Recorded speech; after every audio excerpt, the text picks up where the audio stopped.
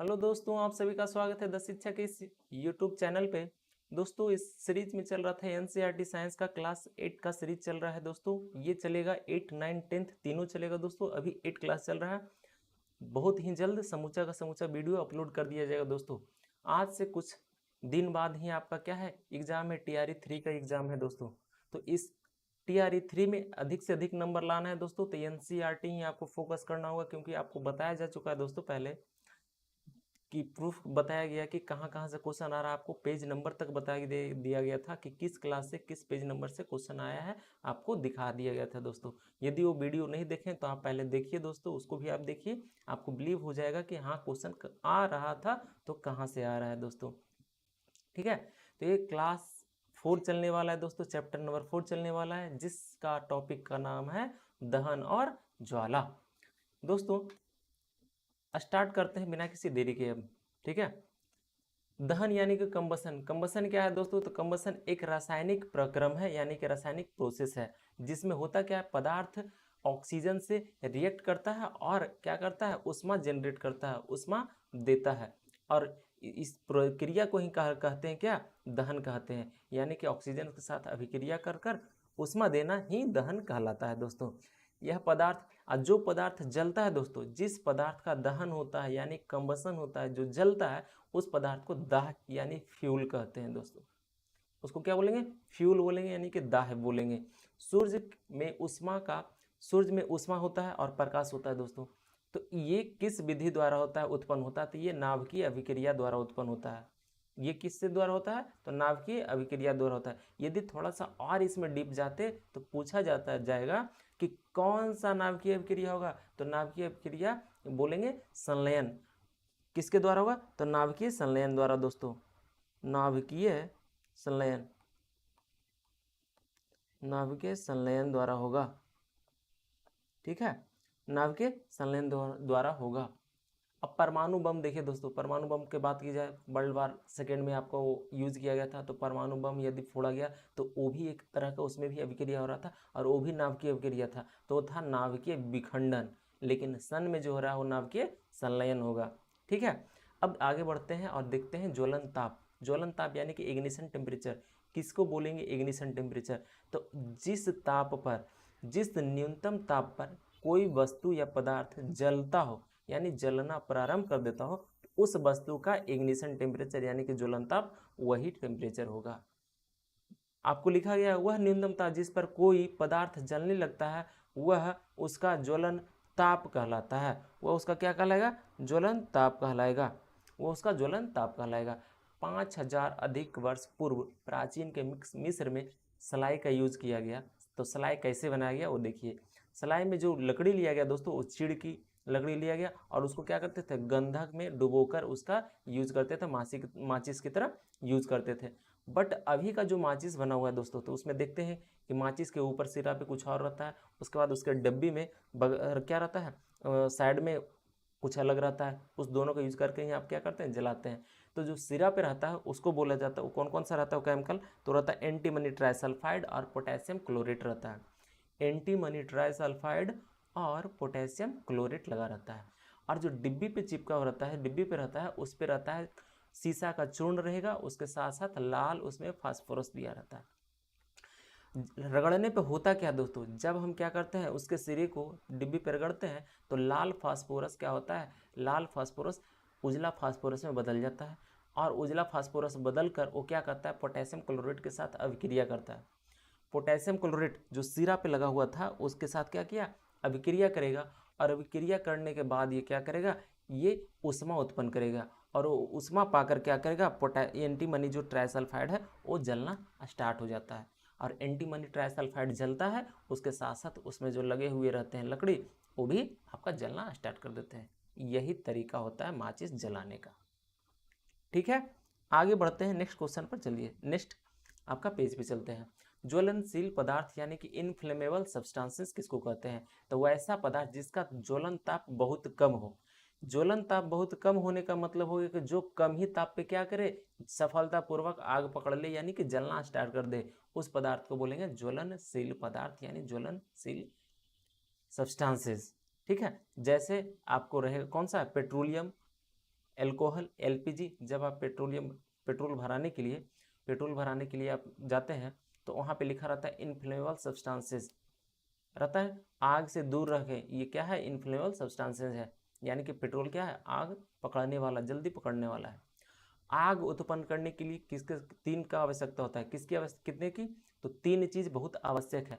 सबसे पहला, आग पकड़ने के लिए जिसमें आग पकड़े वो भी जरूरी है, यानी कि उसको बोलते हैं, जो आग पकड़ता है उसको क्या बोलते हैं, दाह, यानी कि उसको फ्यूल बोलते हैं, यानी कि उसको ईंधन बोलेंगे। तो पहला जरूरी चीज ईंधन हो गया। दूसरा है वायु, और वायु किस लिए जरूरी है, कि वायु ऑक्सीजन का आपूर्ति करता है, यानी ऑक्सीजन इंपॉर्टेंट है। और तीसरा जो आपका है ऊष्मा, यानी कि कुछ ना कुछ आप हीट दीजिए जिससे वो क्या हो करे, आग पकड़े, यानी कि कुछ ना कुछ हीट इतना कि ईंधन को आग पकड़ने पर हीट दिया जाए। अब होता क्या है दोस्तों कि ईंधन, ये तीनों चीज़ तो ठीक है, जरूरी हो गया। अब क्या हुआ, कभी हम नहीं चाह रहे तब भी आग धर ले, आग पकड़ ले, यानी कि उसको बोलते आग लग जाना, यानी कि वो अप्रिय घटना है, आग ले जाना। यदि आग पकड़ लिया तो आप क्या कर सकते हैं, या तो जिसमें आग लगा उसको आप उठा के अलग कर दीजिए कि बाकी सब नहीं जले, तो एक काम हो तो आप ईंधन को अलग कर सकते हैं। जो जो आवश्यक है उसमें से किसी एक को हटाएंगे तो भी क्या होगा, ये काम बंद हो जाएगा। ईंधन को यदि आप हटा दिए तो क्या हो गया, वो ईंधन जलना बंद हो जाएगा, बाकी ईंधन को जलाना बंद कर देगा।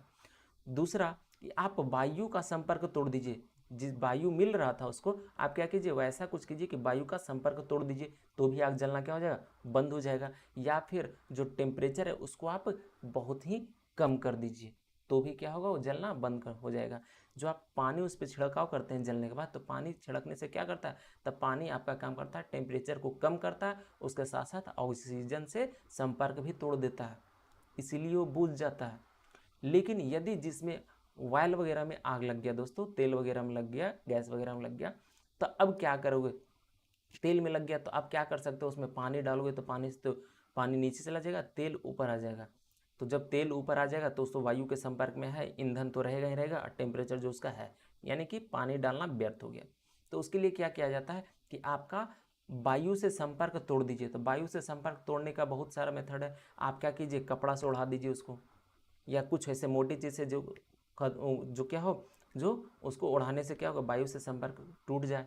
तो अब बताइए, तेल को जब कपड़ा से ओढ़ाइएगा तो क्या करेगा, तेल तो सोख लेगा उसको, और वो ऊपर आ जाएगा, फिर भी जलता रहेगा, जलता रहेगा। तो उसके लिए क्या करते हैं, वायु से संपर्क तोड़ने के लिए CO2 का उस पर CO2 अप्लाई करते हैं। जो आपका सिलेंडर वगैरह में मिलता है CO2, लाल लाल सिलेंडर रहता है, उसमें कहाँ सब जगह रखा रहता है, बहुत जगह रखा रहता है, जहाँ जहाँ आग लगने की संभावना होती है वहाँ वहाँ।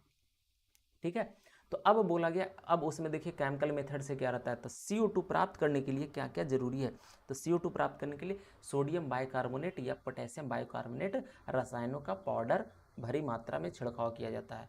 जो CO2 का सिलेंडर होता है जिसमें आग उग लगता है तो कहीं करते हैं तो देखते हैं उजला उजला पूरा का पूरा पाउडर आता है। वो पाउडर क्या रहता है, तो सोडियम बाइकार्बोनेट रहता है, जिसको बेकिंग सोडा बोलते हैं, या फिर पोटेशियम बाइकार्बोनेट रहता है। वो क्या करता है, जब वायु के संपर्क में आता है, वो क्या किया, उससे CO2 प्रोड्यूस हुआ, और CO2 क्या किया, पूरे के पूरे ईंधन को, यानी कि क्या किया, पूरा फ्यूल को ढक लिया, जिससे उसका वायु का संपर्क टूट गया, यानी ऑक्सीजन का वहाँ पे कमी हो गया और वो बुझ जाता है दोस्तों। आगे है फास्फोरस। फास्फोरस कमरे के ताप पर जल उठता है। तो फास्फोरस क्या होता है, आपका रखा हुआ फास्फोरस एकाएक जल उठा। तो जब फास्फोरस कमरे के ताप पे जल उठता है तो फास्फोरस एक तरह का एग्जाम्पल है स्वतः जलन का। किसका एग्जाम्पल है ये, स्वतः जलन का एग्जाम्पल है, स्वतः जलन का एग्जाम्पल है फास्फोरस। ठीक है, स्वतः जलन का एग्जाम्पल हो गया आपका फास्फोरस, स्वतः जलन, ज्वलन। ठीक है, स्वतः जलन, जिसमें पता न लगे कि किस कारण जल जाए, खुद ब खुद जल जाए, उसको बोलेंगे स्वतः जलन, और फास्फोरस के साथ यही होता है। ठीक है, और भी जलन होता है, एक होता है विस्फोट। तो विस्फोट भी एक तरह का रासायनिक अभिक्रिया है, और उसमें बस एक चीज होता है, वो उसमें भी ऊष्मा निकलता है, प्रकाश निकलता है, लेकिन उसके साथ साथ उसमें ध्वनि निकलेगा, तो उसको बोलेंगे विस्फोट बोलते हैं दोस्तों। आगे है आपका बर्निंग, यानी कि दहन। दहन के समय जो पदार्थ वाष्पशील होते हैं, दहन के समय यानी कि जलने के समय जो पदार्थ वाष्पशील होते हैं वह ज्वाला का निर्माण करता है।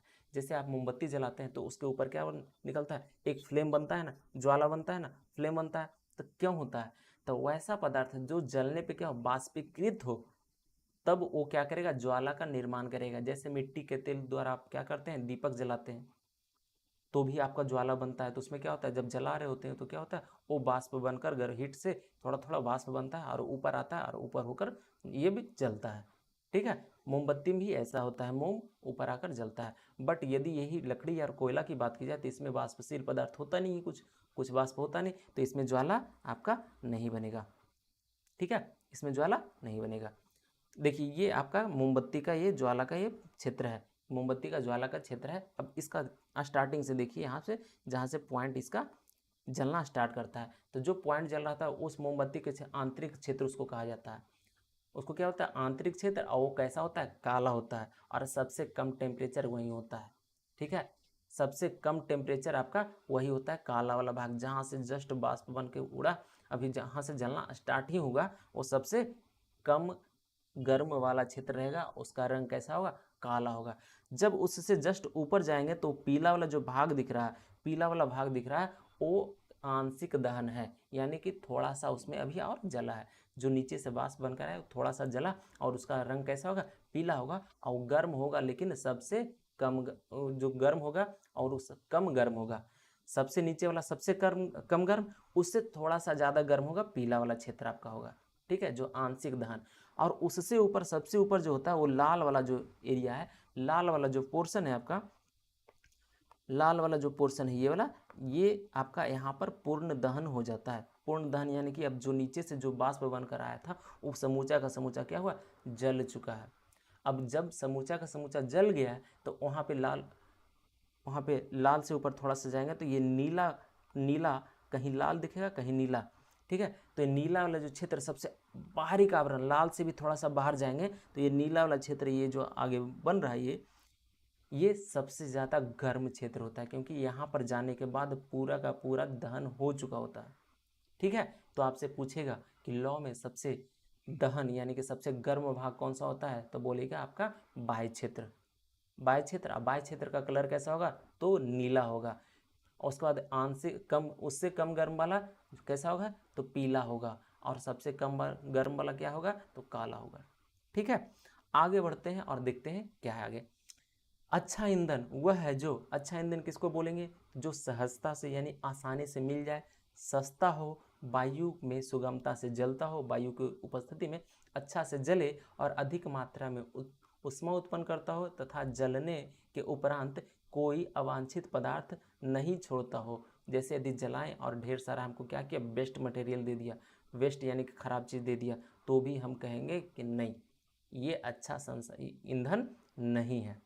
ठीक है, इस ईंधन के अब देखिए, उसके बाद अब आता है कैलोरीफिक वैल्यू यानी कि ऊष्मीय मान। ऊष्मीय मान किसको कहते हैं, जब आप 1 kg ईंधन को जलाइए और 1 kg ईंधन को जलाने पे जितना आपका ऊष्मा मिलेगा वही ऊष्मा कहलाएगा आपका कैलोरीफिक वैल्यू यानी कि ऊष्मीय मान कहलाएगा। लिखा हुआ है किसी ईंधन के 1 kg के पूर्ण दहन से प्राप्त ऊष्मा ऊर्जा की मात्रा, प्राप्त ऊष्मा ऊर्जा की मात्रा ही कहलाता है ऊष्मीय मान कहलाती है। ठीक है, और ऊष्मीय मान को किस में प्रदर्शित करते हैं, किससे रिप्रेजेंट करते हैं, किलो जूल पर केजी। ठीक है, किलो जूल इसमें है क्या, तो किलो जूल है ऊष्मा का मान और पर केजी है यानी कि 1 kg ईंधन जलाने पे। ठीक है, तो इसका मान क्या हो गया, किलो जूल पर केजी। क्लास नंबर 5 आएगा तो आपको ये क्लास नंबर 4 खत्म होता है दोस्तों यदि आपको मेरा मेहनत अच्छा लग रहा हो यानी पसंद आ रहा हो ये वीडियो, तो आप लाइक सब्सक्राइब करना ना भूलें और दोस्तों को भी आप लाइक सब्सक्राइब करने के लिए बोलें। दोस्तों आपका एक सब्सक्राइब, एक लाइक मुझे बहुत मोटिवेशन देता है कि आगे भी हम काम कर सकें, आगे भी आपका वीडियो बना सकें, अच्छे अच्छे सीरीज ला सकें। दोस्तों पूरा वीडियो देखने के लिए दोस्तों आप सभी का धन्यवाद। जय हिंद।